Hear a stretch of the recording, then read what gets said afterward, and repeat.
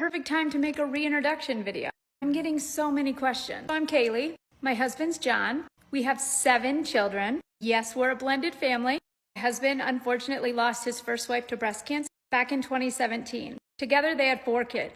I was married and divorced young, and we had 2 kids. After 8 years of being a single mom, I met John, we got married, and in 2020, we welcomed a baby boy together. Now we have 7 kids, ranging from 5 to almost 18. 4 girls and 3 boys. When we blended our families back in 2019, we had sold the house that John owned. It temporarily moved into the house that I owned with plans to build this barndominium with the cash from the equity we had gotten from his house. We sold this house in November with plans and materials to start building this house in March of 2020.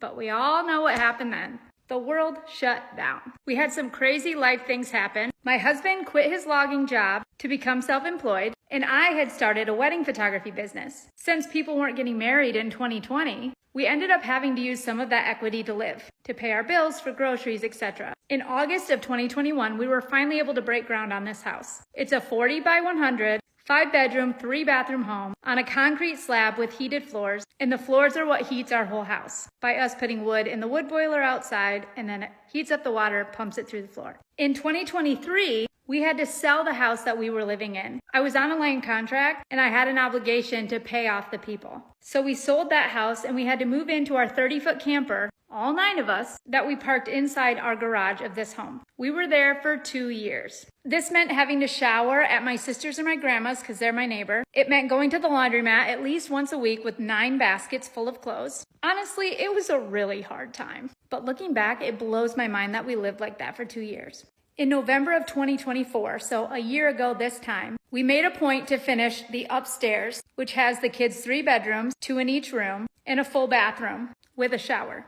That way we could get moved in. We were able to have our first Christmas in this house upstairs last year. My husband and I temporarily moved into our 5-year-old's bedroom, which is downstairs, because at the time he slept with us anyway. And for about 8 months, that was what we did. Until a few months ago, we finally moved into our master bedroom, giving Ridley his own room, which has been amazing. Now you're all wondering, why don't you just get a loan so you can finish? Remember how I said my husband and I became self-employed in 2020? Well, we started using the equity that we had to start the house. Originally, we were going to start and finish this entire process with $175,000. But right when we started building materials had skyrocketed in price. I mean, you're talking 1 sheet of OSB that's normally like $12 was $65. 2x4s?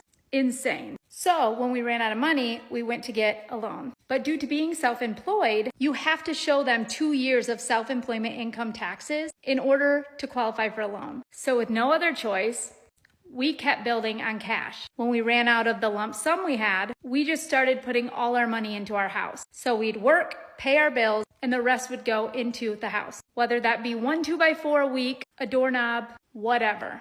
And slowly but surely, we've been able to get a lot of things done and make the house at least livable. Once we finally had the 2 years of self-employment income, we applied for a loan again, which would have been this last spring of 2025. And that's when we realized the system sucks and we royally screwed up. When you are self-employed, even when you have 7 little write-offs, meaning our kids, if you are not putting money into your business and getting those write-offs, you will pay a lot of money into the IRS. And because we were putting all of our money into our house, meaning building materials, nothing you see was a tax write-off. Now, yeah, we can write off the little percentage for having an office in our home, write off our Wi-Fi, but like building materials, they don't count. So we were using the bare minimum at work and putting our income into finishing our house. Now we owe over $20,000 to the IRS that we're making a monthly payment on because we don't have that kind of cash. Overall, that made our debt to income ratio too high and we still can't get a loan.